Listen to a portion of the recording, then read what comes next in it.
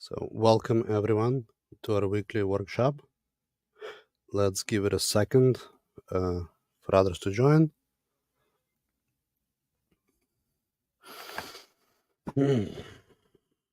All right, let's wait a bit. So, thank you very much for joining. So, as always, the purpose of this workshop is to give you information that you can act on, and I'll be adding additional workshops to expand on the theme of cash flow. So, let's begin. So, this workshop is purposely organized in a very simple three-part discussion. We're gonna quickly move through some theory and steps that you can take to apply the knowledge. By design, it's made to be very short. If you have any questions for me, please reach out to me directly on LinkedIn, and I'll do my best to assist and answer. All right, let us begin. So, in every process, before we begin, we need to agree on where do we start. What's the proper point of to start? Let me turn on my pointer. So you might have heard terms lead to order or order to cash. So for example, in lead to order, it means that salespeople bring in, let's say, cold lead, they nurture the lead to the point of customer ordering, and then accounts receivable steps in, invoices, collects cash, etc. Right? And there are more steps to it, and we will discuss it later. But I would prefer to look at the entire process as lead to cash, right? And the purpose for that is the entire company is to understand that every single person, doesn't matter what department you're in, is really in sales. We all are responsible for the revenue, okay? This mindset produces entirely different process, right? So we're going to discuss how that works and what other departments are involved besides the obvious, right? So now that we mentioned that, all right, what is the next step? And this is the time when I introduce the concept of business process mapping. However, the second anyone mentions business process mapping, it turns into the business process napping. And the logical question is, we all understand this is important. Why are we all tuning out the second anyone mentions business process mapping? The reason being is that when anyone mentions business process mapping, this is what you envision. All right, you see a convoluted process, 10,000 consultants organizing flowcharts for you, then another 10,000 consultants explaining what the chart means, then another 10,000 consultants trying to implement it. It wastes money, resources, time, patience, and produces no results, right? Business process mapping is not an exercise in looking busy, right? This is not done so we can all say that, okay, we are trying something, right? The only time business process mapping, it works if it provides actionable information, right? Something you can act on, not theory. So speaking of theory, if you give me 10 minutes, and I promise I will not waste your time with theory anymore. So for the purposes of this workshop, we're going to discuss 4 types of flowcharts, diagrams. We'll be really using this one. However, I want to introduce to you the other 3 just to explain to you, so you also come away with the knowledge of flowcharts and what type of flowchart used when, right? If you notice, they're organized from high level to very detailed. Basically, on the level of detail they provide, right? So the down the list you go, the more detailed you get, right? And let me now quickly explain to you all the 4 diagrams, and we'll concentrate on the swim lane following. So context diagram, when is it used? If, for example, I'm asking you about your company, and we can spend 3-4 hours you explaining to me, I'm writing it down, who you are working with, etc., right? Or we can draw something like this, where in very simple terms you explain to me all the external parties, and you see like here simply the arrows showing you only the key elements being exchanged. All right, so no details, just general. I usually also like to map. Obviously this is an example, but it's always useful to map. Your insurance company. In case of a bank, do you send them any type of reports if you have debt with them? Like, and you have covenants reports, your CPAs, etc. Right? This type of a chart becomes extremely useful if you're onboarding a new employee, because they immediately can figure out how things work and who you're operating with. And they can also this, for example, if you have a CPA firm and you're onboarding a new CPA firm, or a new insurance broker, or a new law firm, for them it is important to understand all the parties you're dealing with, what protection you need, reporting, etc., right? And this is an extremely simple but effective way to organize that. Okay, now the next, so if you for the purposes of this, right, this workshop, we're going to concentrate on this part, the customer, right? So in this flow chart, customer, right, we have, again, very simple explanation to show you who is the customer facing department or person within your company, right? So we can see which departments they're operating with. And this flow chart, they even touched upon which department internally helps the process, right? But immediately, within 15-20 minutes, I can understand who is customer dealing with, right? Now, the cross-functional flow diagram, or swim lane, is the one that we're going to be using for this workshop. And it's organized up, you have swim lanes like a swimming pool, hence the swimming lane. The simple boxes of not detailed, just major steps, like milestones in the process, right? And it goes from left to right. The one part that I always like to add to the swim lane diagram on top is customer journey. So think of this as a back office, right? On top, there's certain milestones the customer experiences. What I mean by this is, even though here it says make purchase, right? How does the customer make purchase? Website, they go to website, what form they fill out, etc., or make a call. How do they get to to the right person, etc., right? So what is the customer experience from their perspective, right? And it's not a bad idea, and I always recommend that once in a while at least to go and try to place an order, or call your own company, call your own customer support, and see how what's the experience, right? Now, the final chart for this, for this discussion is the process flow chart, and this is the one I suspect most people think of when they imagine flow charts. So this is a department level flow chart. There is the ways you can use it for company wide process, yes, but this becomes extremely useful on a department level. So, for example, imagine you're a new employee, you want in customer support, and you want to know how to answer certain questions, or to transfer a person, whatever the story is, right?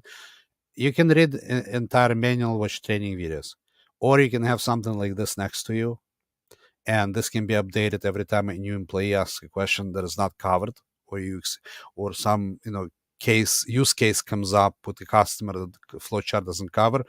You update the chart, and this is beyond useful. Also, if you have time and resources, what I like to do is, if I do expand on each step with sort of like, let's say, a video training, or a PDF file that explains more detail, every box can become a link to that file. So now that becomes like a live procedure manual, right? Which is extremely useful. So now we discussed theory. Now let's talk about practice. Again, I want to remind everyone we were discussing lead to cash. I mentioned that it really, most companies break it down, which is not wrong, but the philosophy behind it is basically, you kind of need to think of it as one, right? And to show you that there are more processes that like underlining process. I gave you like one more image here. This is a very important point to mention, that do not ever forget about customer support as part of a cash cycle. A happy customer is a repeat customer, right? So if we did not onboard a customer correctly, if we're not taking care of a customer, the customer is not going to return. Our lifetime value is, suffering, because we spend resources, time, both money and labor, etc., to acquire that customer. There's a cost of acquisition, and now we're not returning that cost, right? So it's a loss. So customer support is obviously also very important.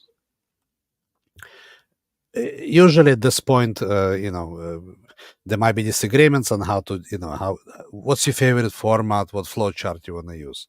Well, I don't have anything against this flowchart. A lot of people kind of like to see it as a sales funnel kind of format, or some other format. It really, at the end of the day, it's not important. What is important is there's 3 items which I will ask you for, no matter what format you use to document things. Number 1, who is accountable for each stage? Okay, so if there is no person accountable for that stage, we have an issue. What are the KPIs being kept for each tracked, right? So, and I don't mean like, usually for salespeople, KPIs, call that many people, visit that many customers, etc. Right? It doesn't mean the KPIs are only for salespeople. For customer support, you can have a KPI of how long the person is on hold after the call, right? So let's say no longer than a minute. I'm just making up, right? That's your KPI. That's the one that controls the process, right?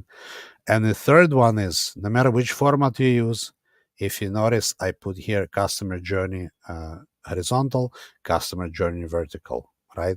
Why did I do that?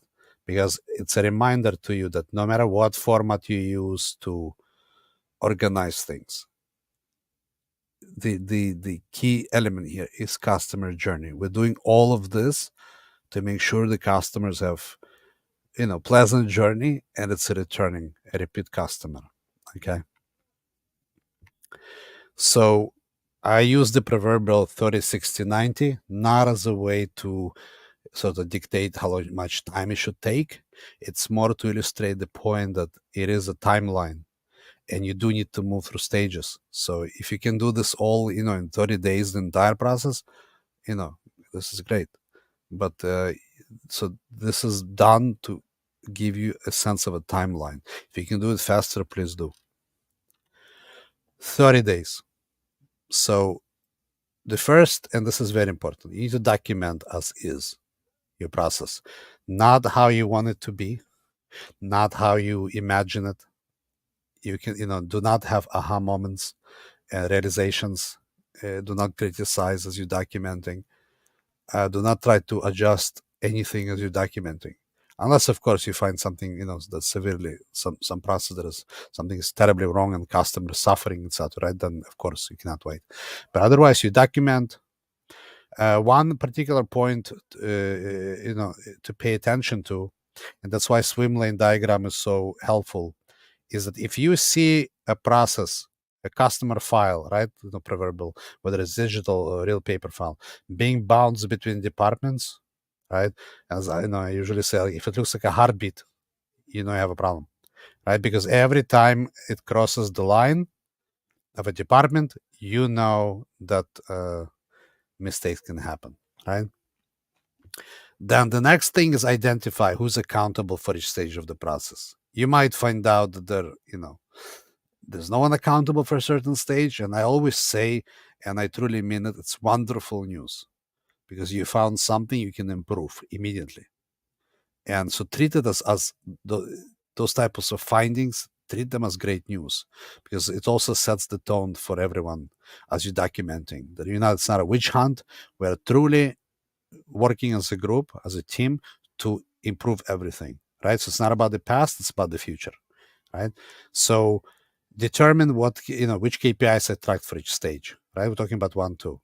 Again, you might find out that there are no KPIs being tracked. Again, this is wonderful news. write it down, move on. So establish how to gain visibility to the KPIs.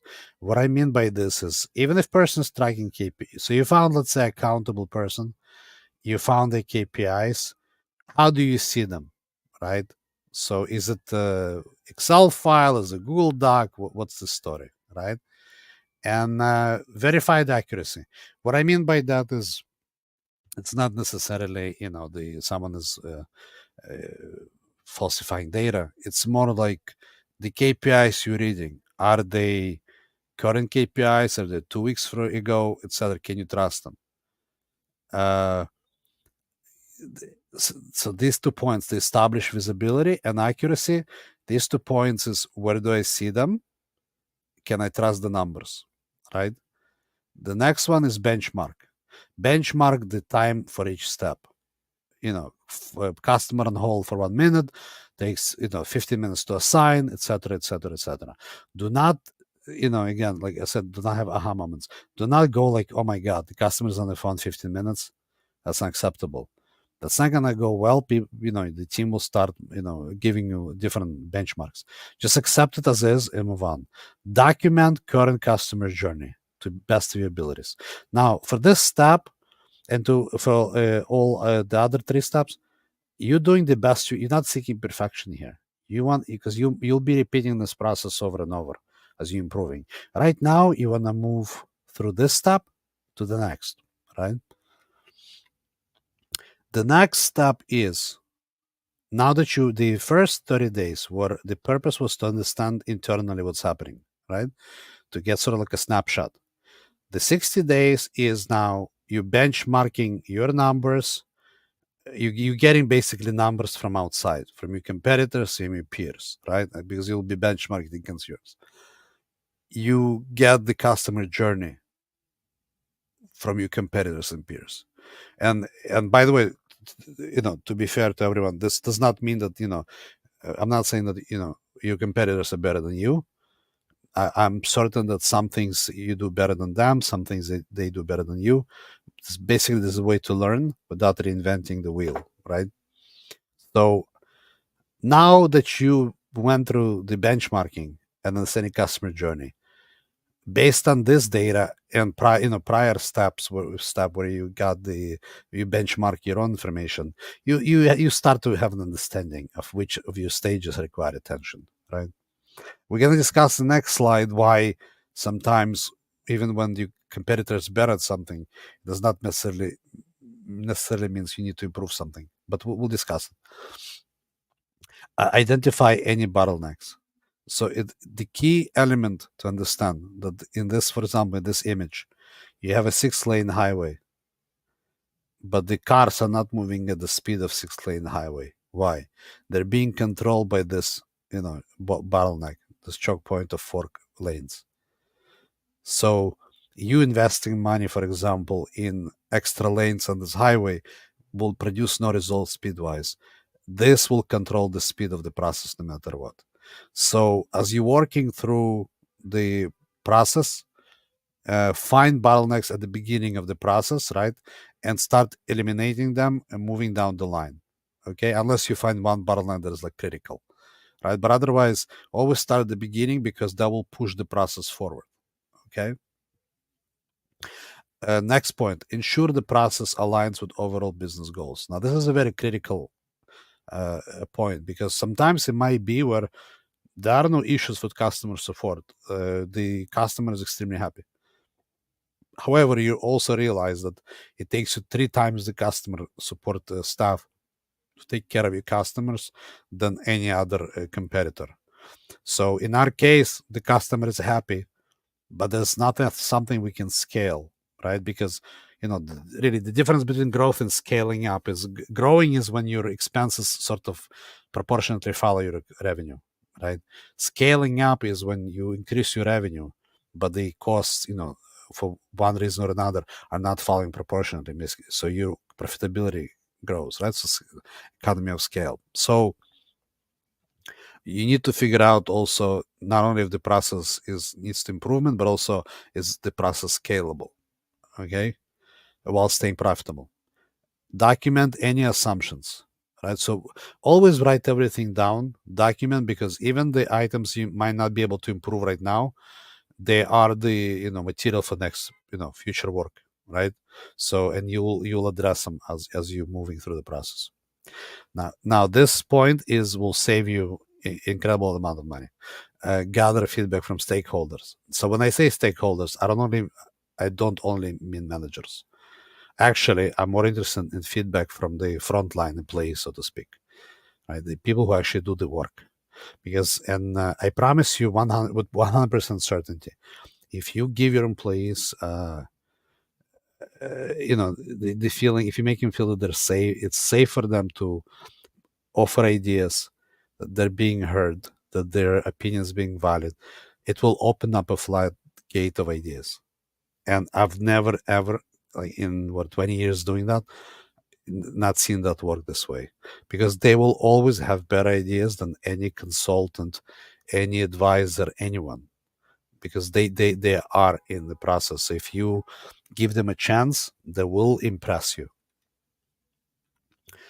Now the last stage, and as I've mentioned before, the three stages, they kind of will repeat themselves, right, in cycles, as you improving, for because this is never ending process. So before you start, you come to the team and tell them, listen, for this stage it takes our competitor 1 minute, it takes us 10 minutes, we suck, right? Before you do that, please try to understand first, do you have the resources to match what your competitors are doing? A simple example would be, let's say you competitor, I'm giving just a general example, but let's say your competitor customer support, the it takes 20 seconds for them to get the customer from point they called to the right person. It takes your team 1 minute. On paper, it's obviously that they're faster and more efficient. However, upon further research, you realize also that they were just recently acquired by private equity fund. The fund dropped an incredible amount of money, and they hired like 5 times, you know, customer support, the size team, right? 5 times bigger than yours. So obviously, going to be faster. So you will try to match it in time by with labor, with software, etc. But if you come to your team and tell them that basically we suck compared to the other team, and you're talking to someone who might be working overtime, late nights, weekends, etc., now they do not feel appreciated. So it's extremely discouraging and demotivating. Right? So we're not gonna do that. The two next items: start implementing internal process improvements and start implementing customer journey improvements. Please note that I listed them separately. They're not the same thing. The internal the back office process improvement is very important. There's no doubt. However, what I care about is customer journey improvement, right? So if something you're doing internally, especially if we spending money, has no effect on the customer, yeah, let's maybe move it down in priority. Let's first make sure what makes our customer happy to be a repeat customer, okay, and bring in new customers. That's number one priority. So as you improving, constantly reevaluate customer journey and test against that. All right. Plan for regular reviews. So we review the process not only because something is wrong with the process, but also review because even in the perfect process, you might find out that something that is done by, let's say, employees can be outsourced to software. Especially now with AI, there are plenty of processes that can be outsourced to a computer, and your regular employees can actually do things no AI can do, right? So always reevaluate and see what tools are available. And of course, measure, measure, measure. If you're not measuring KPIs, if you're not making sure they're visible, that everything is transparent, this is not gonna, progress anywhere. Okay. So what is the next step? The next step is for you to start doing this. Do not concentrate on what software to use, what flowchart to use, etc. Right? The most important thing is for you to start documenting the process. All right. And You will find things you might not like, but that's unfortunately that's the name of the game. However, I promise you, I've never seen a single company, a single client of mine that went through something like this and did not increase the revenue, profitability, etc. Right? So there is a benefit to it. It's work, sometimes unpleasant work because you discover things. Please treat everything as great news. Please respect your team. They're with you, and get you this point. So the next step is the next next step is up, only up, right? Revenue up. I'll see you next week. If you have any questions for me, reach out to me on LinkedIn. And thank you very much.